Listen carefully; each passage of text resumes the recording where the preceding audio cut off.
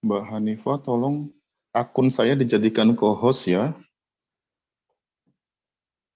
Saya langsung jadi host. Terima kasih.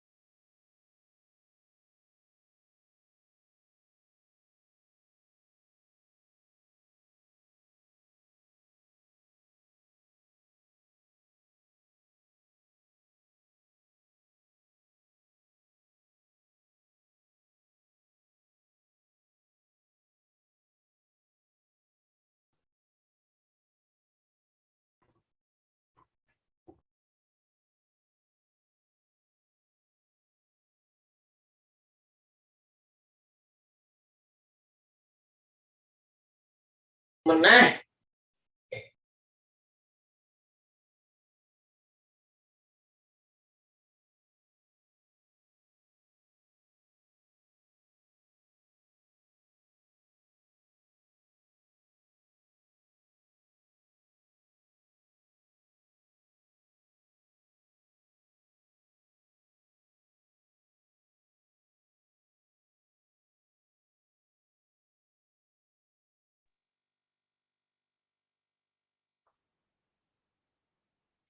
Gopal.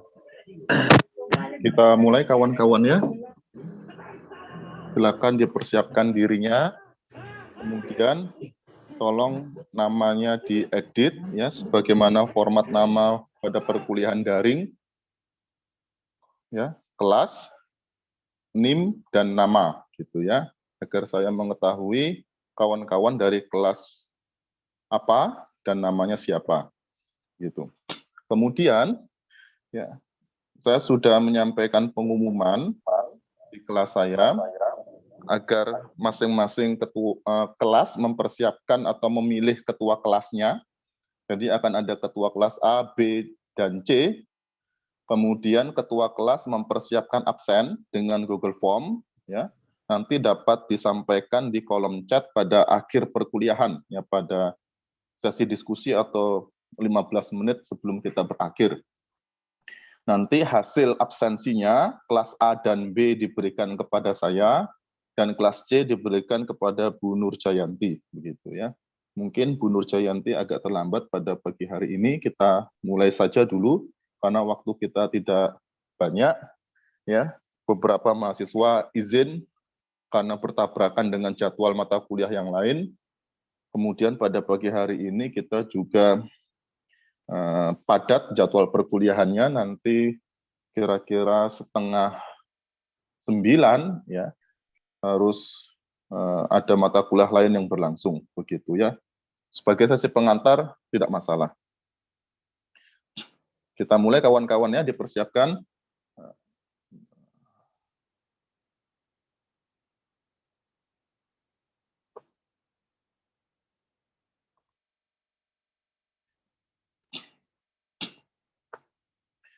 Bismillahirrahmanirrahim. Assalamualaikum warahmatullahi wabarakatuh.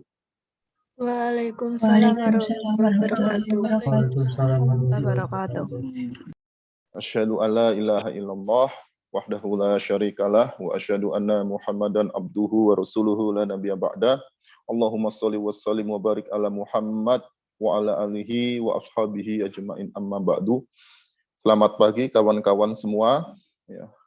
Alhamdulillah kita berjumpa kembali di mata kuliah yang berbeda. Ya, semoga Allah Subhanahu wa taala senantiasa memberikan kita nikmat kesehatan lahir dan batin. Harapan kita ya beberapa saat kemudian nanti ya mungkin sekitar 2 sesi lagi kita dapat bertemu PTM di dalam kelas untuk mata kuliah ini. sebagaimana edaran dari universitas, pada awal perkuliahan kita masih diminta untuk daring dikarenakan lonjakan kasus COVID varian Omikron gitu ya.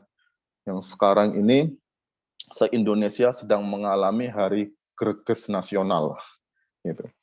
Nggak tahu itu ya, karena tingkat tesnya juga masih sangat rendah, itu bisa saja kita semua kena gitu ya, tapi karena sudah vaksin dampaknya seperti flu biasa. Nah, sebelumnya mohon kawan-kawan yang mic-nya terbuka tolong di mute dulu ya. Kita bertemu lagi di mata kuliah yang berbeda ya. Ini mahasiswa semester 4 ya. Kita pada kali ini akan bertemu pada mata kuliah pendekatan konsep arsitektur Islam atau disingkat PKAI gitu ya. Ini mata kuliah baru dalam kurikulum baru, kurikulum 2020. Mata kuliah ini merupakan kelanjutan dari mata kuliah sejarah arsitektur Islam yang diampu oleh Bu Dr. Nurjayanti, kemudian kelanjutan juga dari mata kuliah teori dan metode perancangan 2 yang juga diampu oleh Bu Dr. Nurjayanti. 2 mata kuliah sebelumnya itu bermuatan arsitektur Islam ya. Sehingga posisi mata kuliah pendekatan konsep arsitektur Islam merupakan kelanjutan dari 2 mata kuliah tadi ya, untuk memberikan pemahaman mengenai arsitektur Islam kepada kawan-kawan mahasiswa gitu ya. Setelah ini akan ada kelanjutannya lagi pada mata kuliah arsitektur masjid di semester 6 kalau tidak salah gitu ya. Nah, apa yang akan kita pelajari di mata kuliah PKAI ini? Nah, ini kawan-kawan kalau bisa melihat gambar di slide ya, ini kota San'an ya di Yaman. Kota ini menarik gitu ya, karena memperlihatkan 2 sisi kota dengan bentukan arsitektur yang berbeda. 2 sisi kota ya dengan bentukan arsitektur yang berbeda. Kawan-kawan kalau memperhatikan yang di bagian kiri itu ya, yang di atas perbukitan yaitu kota lama, bisa dilihat dari bentukan arsitekturnya ya. Lebih sederhana, ya, kemudian masjidnya dapat diidentifikasi dengan minaret dan kubah ya. Kemudian di sebelah kanan ya, yang antara keduanya ini dipisahkan oleh sungai ya, di sebelah kanan ini adalah kota baru. Kota modern, dapat dilihat dari perwujudan arsitekturnya yang vertikal. Ada 2 sisi kota ya, di San'an, Yaman. Ya, ada kota lamanya, kota tradisionalnya di sebelah kiri, dan kota modernnya di sebelah kanan. Pertanyaannya, ya, bagian kota San'an ini mana yang menerapkan arsitektur Islam? Nah, apakah yang tradisional sudah pasti arsitektur Islam? Atau yang modern bisa arsitektur Islam? Atau bisa jadi kebalikannya, yang tradisional, walaupun itu berasal dari masa lampau, ya, di mana kehidupan masyarakatnya sangat berkaitan lekat dengan kehidupan spiritual, ya, itu bisa saja arsitekturnya tidak bagian dari arsitektur Islam, ya, dan bisa saja kota baru yang modern itulah yang arsitektur Islam sebenarnya. Jadi gambaran kota San'an ini menggugah atau memantik kita ya mengenai perwujudan arsitektur Islam. Kalau selama ini kita mempersepsikan arsitektur Islam itu sebagai sebuah tradisi dari masa lampau, ya kalau kita di Jawa ya atap tumpang atau atap tajuk gitu ya. Jangan-jangan persepsi itu salah. Sehingga arsitektur Islam itu terjebak pada masa lalu. Ya. Sehingga pertanyaan kita, apakah arsitektur Islam itu bisa mewujud pada bentukan yang modern? Apakah yang tradisional itu selalu selaras dengan Islam?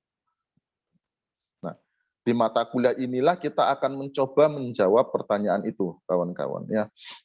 Nah, ada 3 kompetensi mata kuliah yang diamanatkan kurikulum 2020 pada mata kuliah PKAI. Ya. Yang pertama, kita akan mempelajari arsitektur Islam sebagai bagian dari khasanah ilmu pengetahuan teknologi arsitektur dan kebudayaan Islam. Nah, berarti ada 2 aspek ini, kawan-kawan. Ya. Bagaimana kita menempatkan arsitektur Islam sebagai bagian dari khasanah ilmu pengetahuan teknologi arsitektur. Yang di sana ada arsitektur Nusantara, arsitektur modern, arsitektur kontemporer, arsitektur postmodern, dan lain sebagainya. Di mana kita menempatkan arsitektur Islam itu di antara arsitektur-arsitektur yang lain. Itu yang pertama, ya, dimensi yang pertama. Dimensi yang kedua, bagaimana kita menempatkan arsitektur Islam sebagai bagian dari kebudayaan Islam. Nah, nanti kita akan membicarakan ya seperti apa hubungan antara Islam dan budaya, kemudian hubungan antara arsitektur Islam dan kebudayaan Islam. Nah, sehingga kita sebagai umat Islam memahami posisi arsitektur Islam di antara khasanah ilmu pengetahuan teknologi arsitektur yang sangat luas, ya. Dan kita mengetahui posisi arsitektur Islam di dalam sistem keyakinan kita yang kita anut, gitu ya. Nah, itu kompetensi yang pertama. Kompetensi yang kedua, ya, dan ini menjadi pintu masuk kita untuk membahas begitu banyak materi dalam perkuliahan ini, ya, kita akan membicarakan, mengulas masalah-masalah utama dalam pengkajian dan perancangan arsitektur Islam. Ya, ketika kita bicara arsitektur Islam sebagai bagian dari khasanah ilmu pengetahuan teknologi arsitektur, ya, maka terjadi diskusi antara kalangan yang mengusung ya atau menggunakan pendekatan arsitektur Islam dengan kalangan yang menolak adanya arsitektur Islam. Dari diskusi itu muncul berbagai pertanyaan yang menjadi masalah utama dalam kajian dan perancangan arsitektur Islam. Nah, kita akan membahas itu. Ya. Ya. Ada macam-macam masalah utama dalam arsitektur Islam yang menjadi pertanyaan besar. Di sebagian masalah itu berkaitan dengan dasar-dasar filosofis arsitektur Islam.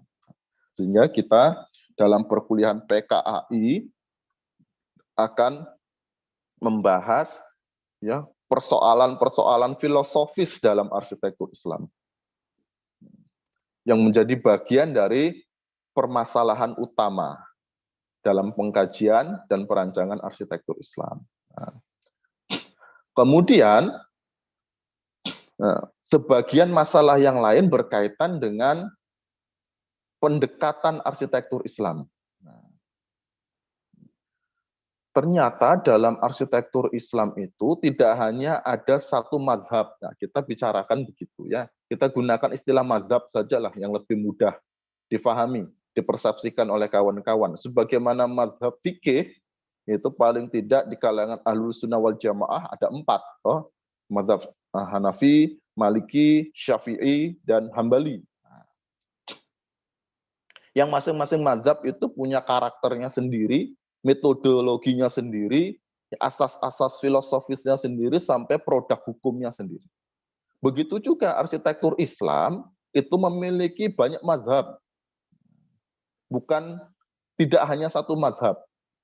Arsitektur Islam itu banyak sekali mazhabnya. Nah, sebagian masalah utama dalam arsitektur Islam, kita akan mengulas beragam mazhab arsitektur Islam itu. Secara spesifik kita akan membicarakan 7 pendekatan atau 7 mazhab arsitektur Islam. Ada pendekatan sejarah, pendekatan nilai, pendekatan fikih, pendekatan filosofis, pendekatan identitas, pendekatan perilaku, dan pendekatan profetik. Nah, gitu ya. Gitu. Nah, ini 3 kompetensi mata kuliah dalam mata kuliah PKAI kita. Ya. Jadi kami harapkan, saya dan Bu Nur Jayanti harapkan kawan-kawan setelah menempuh mata kuliah ini dapat memahami 3 poin ini. Ya. Dan ini merupakan janji kami kepada kawan-kawan mahasiswa. Pastikan kawan-kawan sebelum UAS, ya, ujian akhir semester, ya, sebelum UAS 3 poin ini sudah dipahami. Kalau belum dipahami, tolong hubungi saya, hubungi Bu Nur Jayanti, ya, agar kita dapat memberikan evaluasi. Begitu ya, ini janji kami. Diharapkan kawan-kawan dapat memahami 3 kompetensi ini. Dalam rangka memahami kompetensi ini, mendapatkan kompetensi ini, selain materi, diskusi, dan lain sebagainya, kita juga akan memiliki tugas. Mata kuliah ini akan memiliki tugas. Ya. Nah ini. Ya. Dalam rangka mencapai kompetensi itu, maka mata kuliah ini memiliki tugas. Ada tugas besar, ya, tugas besarnya ini individu.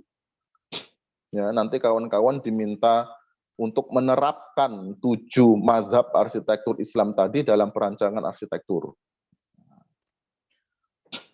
Ya. Kemudian ada tugas kecilnya.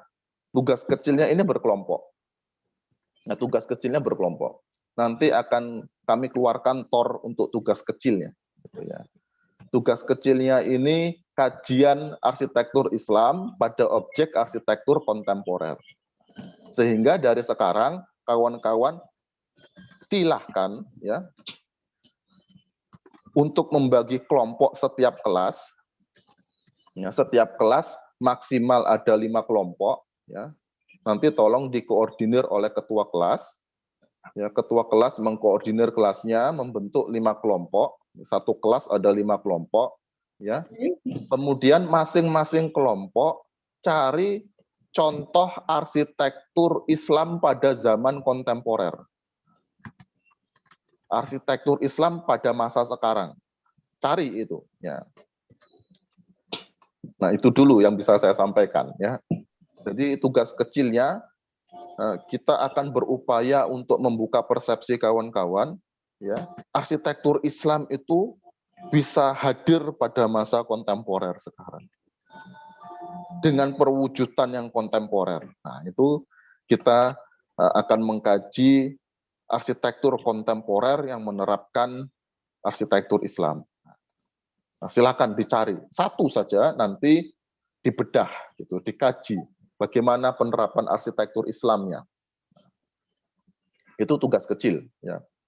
Kemudian akan ada kuis, ada UTS, dan ada UAS. Diharapkan dengan 6 poin penilaian ini, ya, kawan-kawan dapat memenuhi 3 poin kompetensi yang sudah kita bicarakan tadi, gitu ya. Nah, kemudian ini rencana perkuliahan kita, kawan-kawan, nanti akan saya berikan ya filenya. Yang warna kuning, ya, di komputer saya kuning, di sana hijau muda ya. Sesi 2, 3, 4, dan sesi 6, nah itu adalah tema materi pertama, berkaitan dengan dasar-dasar filosofis arsitektur Islam. Ya, sesi 2, 3, 4, 6. Kemudian nanti diselingi dengan presentasi tugas kelompok. Kalian akan presentasi tugas kecilnya yang berkelompok itu di sesi kelima. Sampai kemudian ya dari sesi 7 sampai sesi 13 kita akan bicarakan 7 mazhab arsitektur Islam. Gitu ya. Kemudian perkuliahan kita akan ditutup dengan presentasi tugas kelompok. Kok presentasi tugas besar ya, tugas individu. Mohon maaf saya tulis saya. Tugas individu. Nanti tugas yang dikumpulkan akan dipilih 5 tugas terbaik setiap kelas yang akan dipresentasikan pada sesi ke-14. Ya. Jadi yang dipresentasikan itu tugasnya berarti tugas 5 terbaik di kelasnya masing-masing. Rewardnya apa? Tugas itulah yang berpotensi mendapatkan nilai A untuk poin tugas besar. Ya, jadi potensinya untuk mendapatkan nilai A adalah tugas besar yang dipresentasikan. 5 tugas besar terbaik setiap kelas, gitu ya. Itu rencana perkuliahan kita dari sesi 1 nanti sampai sesi 14. Kemudian kontrak perkuliahan yang perlu saya garis bawahi itu poin 5 dan poin 6. Ya. Setiap pertanyaan akan mendapatkan tambahan nilai 0,25, tambahan nilai akhir ya 0,25. Jadi kalau 4 kali bertanya dapat tambahan 1 nilai.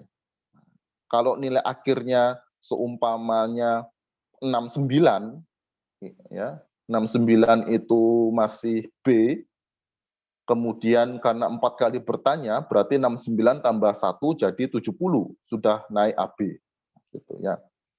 Kemudian setiap jawaban yang tepat, ya, jadi kalau nanti saya dan Bu Nurjayanti bertanya, kemudian kawan-kawan menjawab dan jawabannya tepat, mendapatkan tambahan nilai 0,5. Ini sebagai upaya agar perkuliahan kita dapat berjalan 2 arah, komunikasinya 2 arah, gitu ya. Yang bertanya ada tambahan nilai, yang menjawab dengan tepat pun ada tambahan nilai. Dan ini berlaku tidak saja perkuliahan daring, tetapi juga perkuliahan PTM nanti di dalam kelas. Kemudian poin 6, ya. Ini selalu saya temukan setiap angkatan. Saya tidak terima plagiat, duplikasi dalam bentuk tugas maupun ujian. Ya. Kalau ada yang sama, saya diskualifikasi. Ya. Bu Nurjayanti juga akan diskualifikasi dan tidak akan diluluskan dari mata kuliah. Selalu saja ada kasus seperti ini. Begini kawan-kawan, kita belajar arsitektur Islam berarti kita belajar Islam. Di dalam etika Islam, kejujuran itu penting sekali.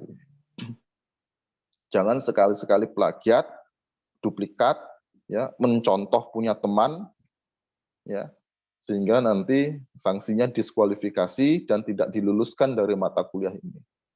Gitu ya. Baik untuk tugas besar, tugas kecil maupun UTS UAS. Nah, itu yang harus digarisbawahi ya, poin 5 dan poin 6. Gitu. Sampai di sini ada diskusi dulu, silakan. Caranya untuk bisa memperoleh adalah izin bertanya Pak. Silakan, Mas. Saya dari kelas A, namanya Khairul Anwar. Mas Khairul Anwar, silakan Mas Khairul Anwar. Ya. Untuk proses pembelajarannya gimana Pak ya? Atau pas Bapak menyampaikan kita mahasiswa boleh memotong untuk bertanya atau menunggu Bapak selesai menjelaskan atau gimana Pak ya? Kalau saya sendiri, saya fleksibel. Ketika kawan-kawan di tengah jalan ada pertanyaan, silakan saja langsung open mic, saya di sela gitu ya. Pak izin bertanya silakan, daripada nanti lupa pertanyaannya. Begitu ya.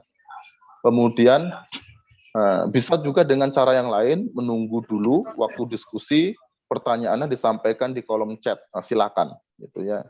Jadi tergantung bagaimana karakter kawan-kawan sendiri ya. Kan ada mahasiswa yang nggak bisa ngempet, bertanya harus sekarang, kalau nggak lupa ya silakan, saya disela gitu ya, diinterupsi. Tapi bagi kawan-kawan yang lain bisa saja menunggu nanti sesi diskusi. Silakan agar tidak lupa di kolom chat dituliskan pertanyaannya, nanti kita diskusikan pada waktunya, begitu ya. Baik Pak, untuk pertanyaannya ini ada pertanyaan Pak. Silakan. Untuk tugas kecilnya kan mengkaji dari arsitektur kontemporer Pak ya. Itu yang intangible apa yang tangible-nya juga Pak, dua-duanya gitu. Dan tadi tuh Bapak ngejelasin tentang arsitektur tradisional sama arsitektur modern. Emang dalam tangible-nya bangunan wujudnya itu arsitektur Islam ada ininya Pak ya? Ada originalnya, bukannya nggak ada Pak. Terus bagaimana cara mencarinya yang benar-benar itu bangunan Terima kasih, Terima Mas kasih. Khairul. Mas Khairul yang semester kemarin ikut kritik ya? Iya betul Pak. Iya, dihabisi saya sama Mas Khairul di mata kuliah kritik. Pertanyaannya banyak, susah-susah. Tapi luar biasa. Yang pertama, pertanyaannya Mas Khairul, carilah objek arsitektur yang memang sedari awal dirancang dengan arsitektur Islam. Objek arsitektur kontemporer yang sedari awal memang dirancang menerapkan arsitektur Islam. Nah, itu ya. Jadi nyari objeknya nanti hati-hati, nanti kami akan keluarkan tornya. Nah, jangan seumpama begini, kalian mencari contohnya objek arsitektur kontemporer, tapi ketika dirancangnya tidak menggunakan pendekatan arsitektur Islam, karena arsitek dan pemiliknya bukan orang Islam. Nah, gitu ya. Kemudian kalian menjelaskannya dengan arsitektur Islam, jangan begitu. Ya. Kajian kita ini membedah karya. Jadi bagaimana arsitek dan ownernya menerapkan arsitektur Islam pada objek arsitektur mereka, gitu ya. Bukan kita yang memberikan penjelasan, tapi kita mencari penjelasan dari arsitek maupun ownernya. Gitu. Lokasinya tidak harus di Indonesia, yang penting ada datanya. Bisa di searching dengan internet, gitu ya. Jadi sekali lagi kawan-kawan, carilah objek arsitektur kontemporer yang sedari awal sudah menerapkan arsitektur Islam. Bukan dicari-cari arsitektur Islamnya. Gitu ya. Bukan kita yang menjelaskan dengan arsitektur Islam, bukan. Kita ingin tahu bagaimana arsitek maupun pemilik arsitektur tadi menerapkan arsitektur Islam dalam arsitektur yang dia rancang atau dia miliki. Gitu ya. Tidak harus di Indonesia, yang penting ada datanya, dan tidak harus masjid. Ya, tidak harus masjid. Silakan, mau sekolah, ya, mau kantor, mau pabrik, ya, silakan. Ya. Kemudian yang kedua, berkaitan dengan tugas kecil, ya nanti tergantung ya datanya sejauh mana. Apakah penerapan arsitektur Islam itu hanya sampai pada ranah fisikalnya, tangible-nya, atau sampai pada ranah-ranah nilai dan pandangan yang sifatnya intangible. Nah, tergantung itu. Tetapi dalam mata kuliah kita, ya kita akan membahas 7 pendekatan atau 7 mazhab arsitektur Islam. Setiap mazhab itu punya pandangan yang berbeda berkaitan dengan arsitektur Islam. Ada yang menekankan pada aspek fisikal, ada yang menekankan pada aspek non-fisikal, ya, intangible. Nah, nanti kita akan belajar itu, ya aspek-aspek itu dalam 7 mazhab arsitektur Islam. Berkaitan dengan tugas kecil tergantung nanti objek yang kawan-kawan pilih. Ya, ada objek arsitektur kontemporer yang penerapan arsitektur Islamnya hanya pada aspek fisikal. Nah, ada juga sampai pada aspek yang nilai-nilai, yang abstrak. Nah, silakan nanti kawan-kawan mendapatkan objek yang mana. Gitu. Nah, kemudian apakah ada perbedaan arsitektur Islam dengan arsitektur selain Islam, gitu ya? Sejauh mana perbedaannya, dan perbedaannya pada bagian yang mana, itu kita punya sesi tersendiri untuk membahas di sesi ke-6, diferensiasi arsitektur Islam. Jadi arsitektur Islam itu orisinilnya di bagian yang mana, atau nah kita akan bicarakan itu di sesi ke-6, gitu ya. Apakah orisinilnya pada aspek yang fisikal atau non fisikalnya? Gitu. Begitu kira-kira Mas Khairul Anwar ya. Ada lagi kawan? Ya, berarti gimana? berkaitan dengan bukunya Bu Nur Jayanti ya Bu? Lupa ya? Oh ya, Yang konsep buku itu arsitektur masih Islam. buku itu masih dipakai ya.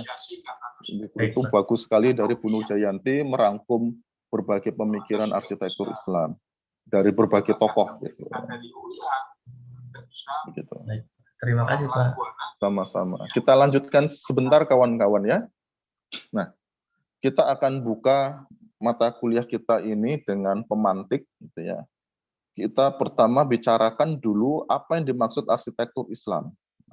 Setiap mazhab, setiap pendekatan arsitektur Islam, ada 7 pendekatan yang akan kita bahas, ya, menggunakan istilah yang berbeda-beda dan definisi yang berbeda-beda. Ada yang menggunakan istilah arsitektur Islam, ada yang menggunakan istilah arsitektur Islami, pun di antara itu ada yang menggunakan definisi yang beda-beda. Sama-sama menggunakan istilahnya arsitektur Islam, tapi definisinya beda-beda. Tapi dapat kita simpulkan begini ya, kawan-kawan, sebagai pegangan di awal, ya. Di dalam referensi ada 3 istilah yang berbeda berkaitan dengan Islam dan arsitektur. Pertama, ada istilah arsitektur Islam, dalam referensi berbahasa Inggris disebut dengan Islamic Architecture, ya, seperti digunakan oleh Robert Hillenbrand dari Edinburgh University. Ya. Islamic Architecture diterjemah ke bahasa Indonesia menjadi arsitektur Islam, walaupun yang lebih pas ya arsitektur Islami, gitu ya. Kita tidak bahas itu dulu, ya. Itu yang pertama, ya. Istilah yang pertama. Istilah yang kedua, arsitektur peradaban Islam. Dalam referensi Barat itu seringkali digunakan istilah Muslim civilization. Ya.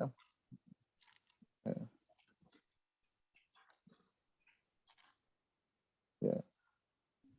Begitu ya, arsitektur peradaban Islam, atau seringkali digunakan istilah dalam bahasa Inggris Muslim civilization. Gitu. Atau architecture of Muslim civilization, atau architecture of Islamic civilization.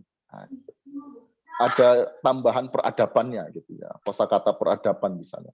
Yang ketiga, arsitektur komunitas Islam. Ya.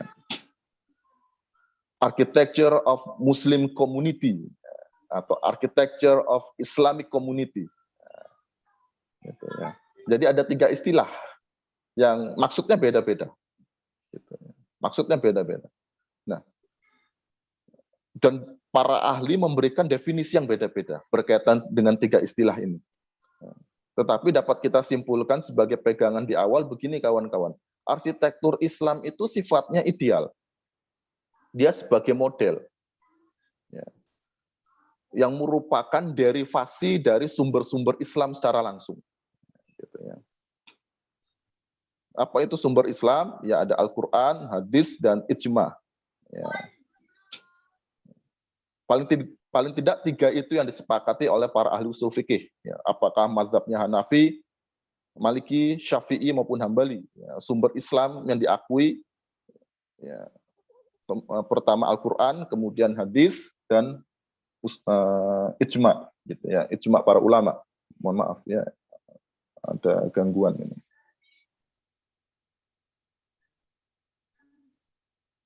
Bentar.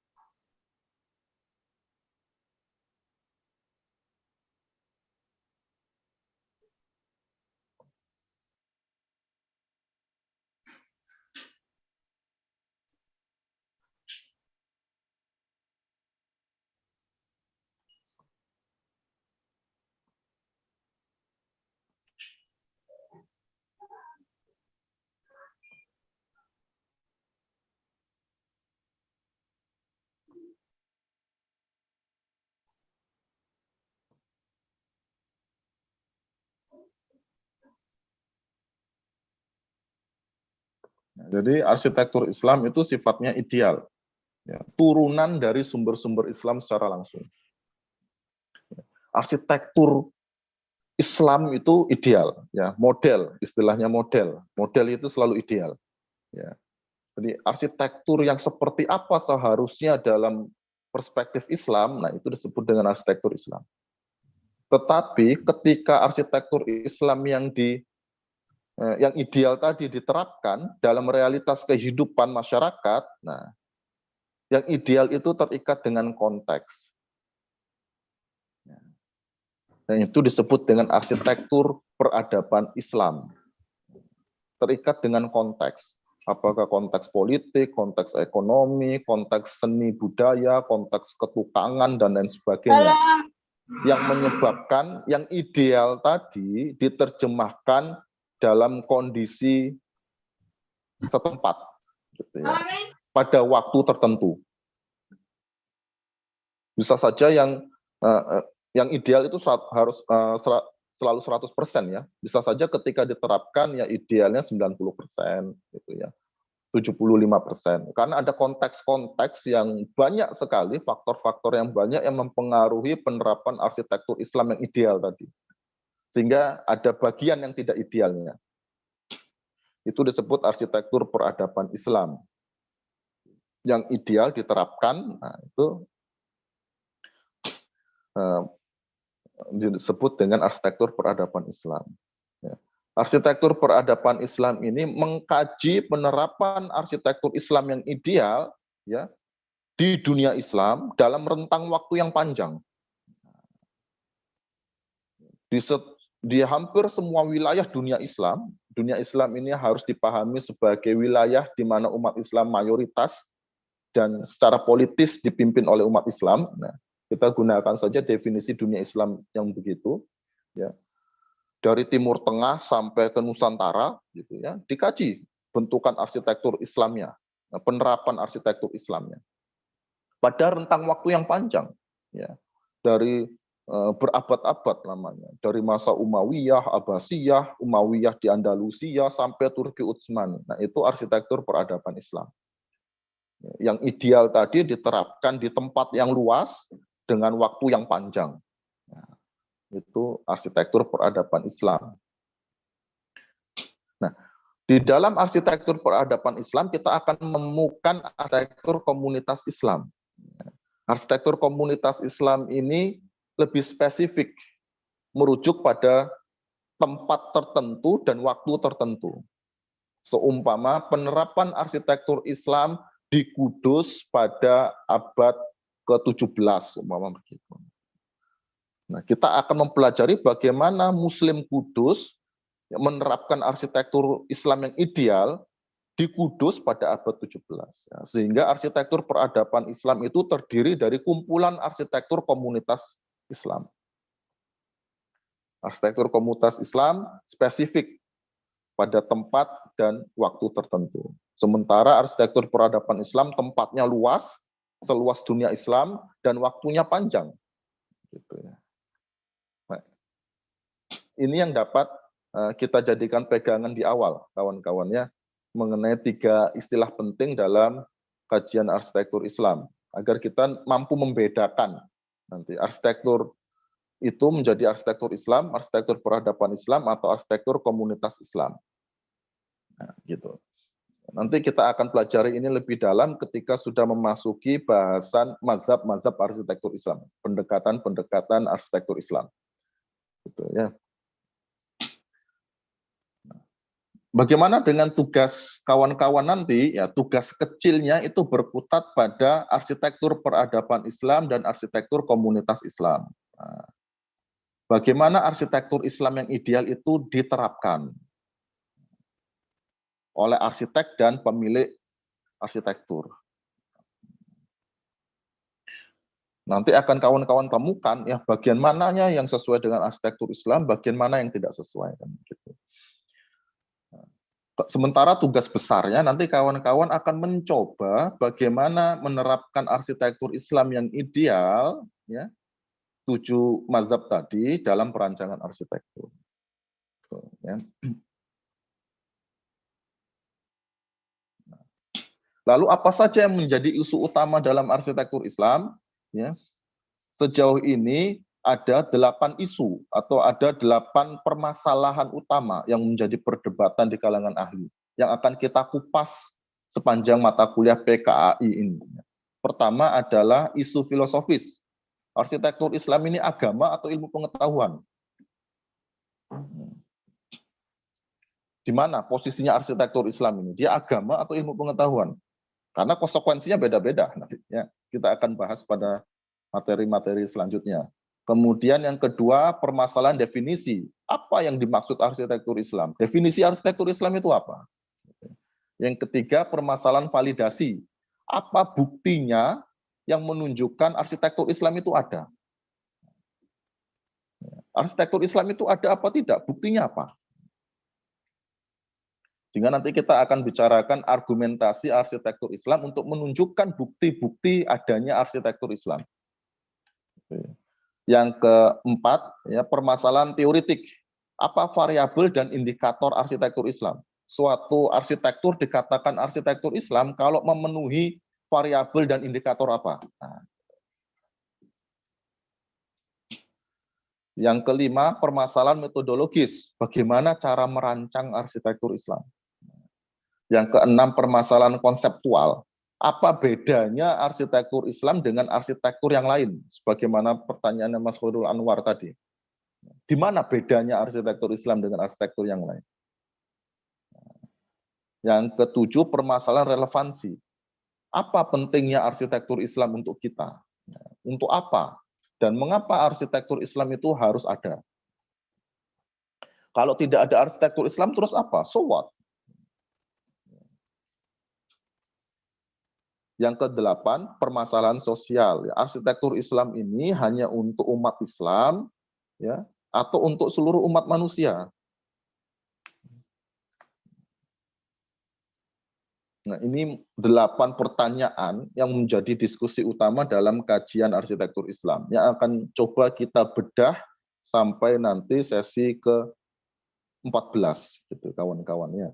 Jadi 8 pertanyaan ini menjadi pintu masuk kita. Sehingga kawan-kawan pada pagi hari ini sudah memegang 2 hal. Pertama berkaitan dengan 3 istilah. Ya. Ini dipegang dulu saja, karena nanti setiap ahli akan punya pandangannya masing-masing. Ya, ini pegangan awal. Kemudian ada 8 pertanyaan yang akan menjadi guideline kita untuk memasuki materi-materi pada sesi selanjutnya. Begitu. Nah, kemudian seperti ini ya, Al-Brad Tower di Mekah. Ini kontemporer bangunannya, ya. Awal tahun 2000-an. Ini arsitektur Islam apa bukan? Pertanyaan begitu. Kok dikritik arsitektur kita ulas habis itu ya. Kemudian Damai Living di Kaliurang, Yogyakarta, ya. Perumahan superblok ya untuk kalangan ekonomi menengah atas, khusus Muslim menengah atas. Ada pembeda identitas agamanya harus Muslim dan identitas kelasnya harus menengah atas. Ini arsitektur Islam atau bukan? Kontemporer ini. Ini yang lagi jadi hot issue di dunia arsitektur. Ya, skyscraper tapi melayang di udara, diikat di batu angkasa, batu-batuan di luar angkasa. Dubai sudah punya desain untuk itu. Ya. Dubai akan mengawali, akan punya skyscraper yang terbang, ya, karena emirnya Dubai itu kaya banget. Nah, ini arsitektur Islam atau bukan? Nah, yang terakhir ini Tirana Mosque, Masjid Tirana, dan dilengkapi museum di Albania, dirancang oleh non-Muslim, Big Angel. Nah, ini masjid di dunia Islam, Albania. Tapi arsitektur Islam enggak, karena dirancang oleh non-Muslim. Nah, bagaimana ini? Nah, kasus-kasus seperti inilah yang akan kita ulas pada sesi-sesi selanjutnya. Gitu kawan-kawan ya. Jadi pada pagi hari ini kita sudah mengulas rencana perkuliahan dengan kompetensi yang diharapkan. Kemudian ada 3 istilah penting yang menjadi pegangan di awal, ya, arsitektur Islam, arsitektur peradaban Islam, arsitektur komunitas Islam. Kemudian ada 8 pertanyaan yang akan menjadi guideline kita memasuki materi-materi selanjutnya dari mata kuliah ini. Kemudian ada contoh-contoh arsitektur kontemporer di dunia Islam, gitu ya, yang akan memantik kita ketika membicarakan materi-materi selanjutnya. Apakah ini arsitektur Islam atau bukan? Untuk membuka persepsi kita, arsitektur Islam apakah harus tradisional atau tidak? Kalaupun arsitektur Islam bisa diwujudkan dalam konteks kontemporer, harus seperti apa dia? Begitu. Demikian dari saya, Bu Nur Jayanti, mungkin ada yang ditambahkan, Bu Nur, monggo.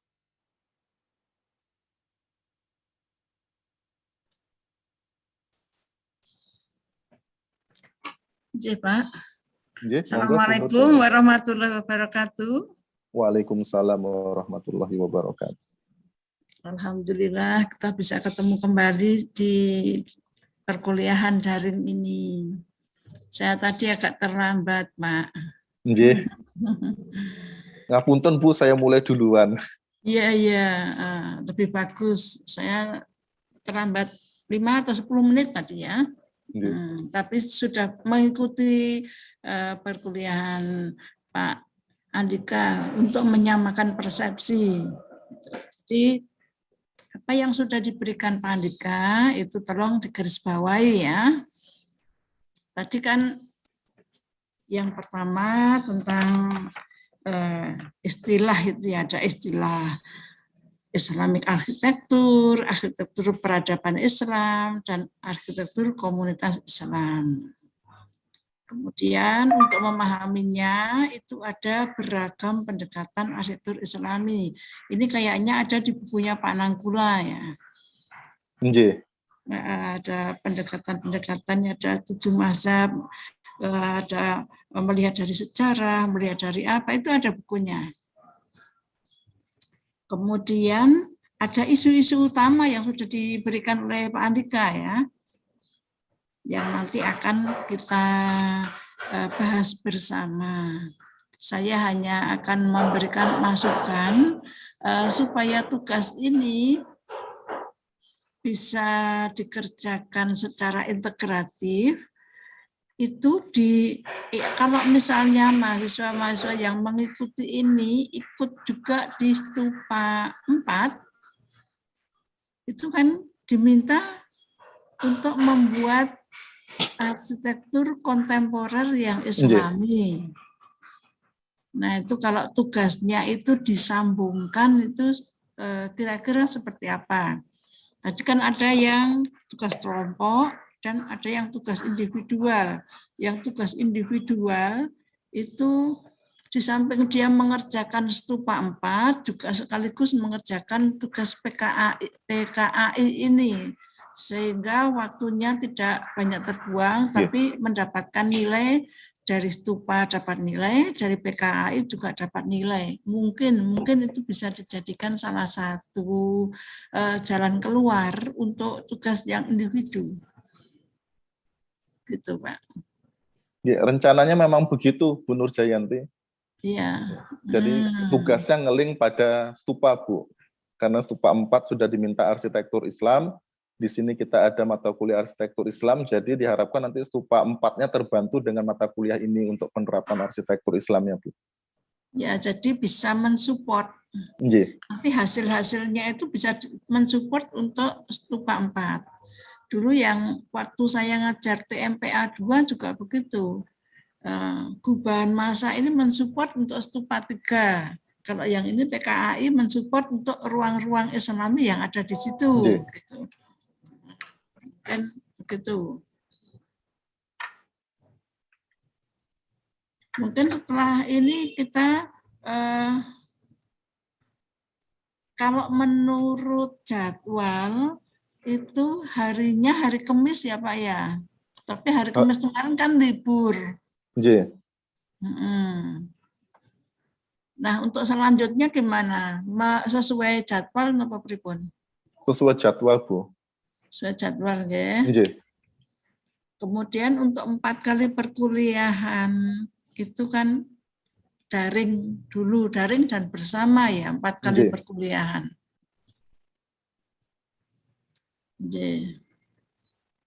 Nah, mungkin dari saya itu dulu. Ya, kalau tugas kecilnya itu bisa mulai dicari dari sekarang. Jadi setiap kelas punya ketua kelas, kemudian dibagi-bagi. Nah, ini tugas kecilnya ini satu kelompok berapa orang, Pak?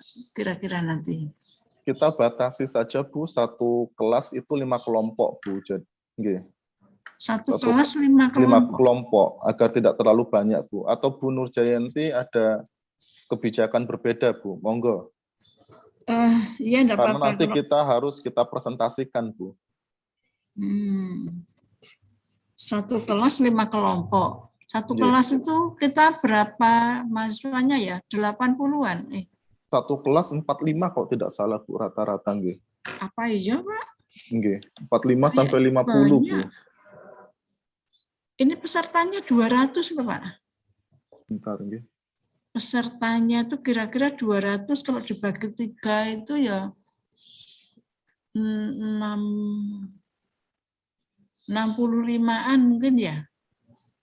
Berarti kita menunggu STAR yang baru nggih, Bu?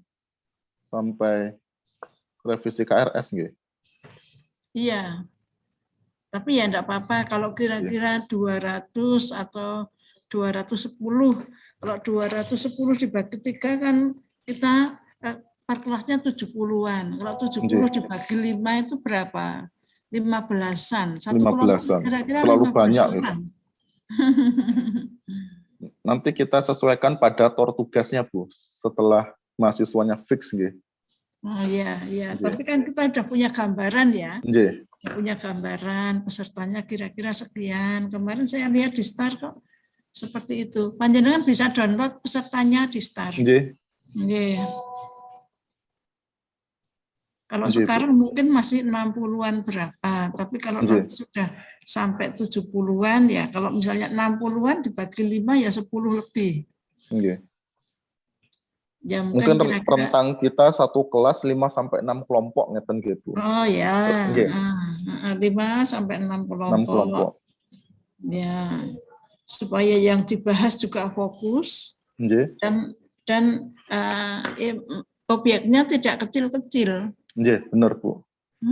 Kalau obyeknya kecil, kalau itu masjid yang dibuat oleh Kang Emil, nggih, itu kan kontemporer Islami juga. Nggih. Yang di Makassar niku, Bu, yang terbaru. Masjid 99 Kubah. Nah, kira-kira kalau seperti itu sudah cukup untuk dibahas atau masih skalanya masih kurang? Dari segi objeknya cukup, Bu, tapi yang kita tuntut nanti penjelasannya, Bu. Jadi sumber-sumber datanya. Untuk mahasiswa memahami seberapa jauh Kang Emil menerapkan arsitektur Islam pada objek itu. Gitu, Bu.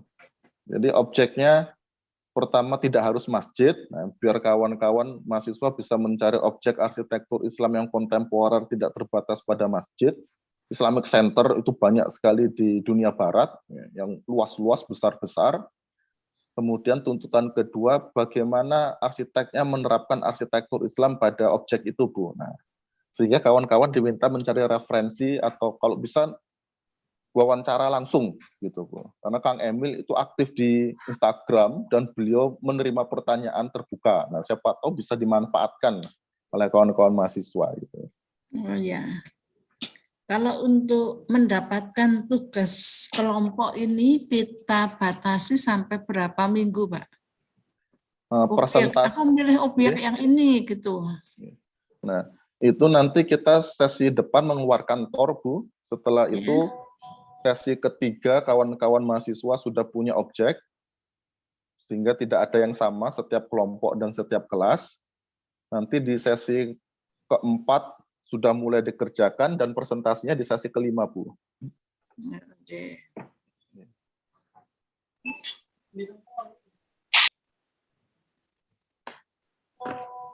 Jadi Pak, saya kira dari saya cukup seperti itu. Mungkin nanti ada teman-teman yang masih akan bertanya, dan jangan lupa ngisi absen ya.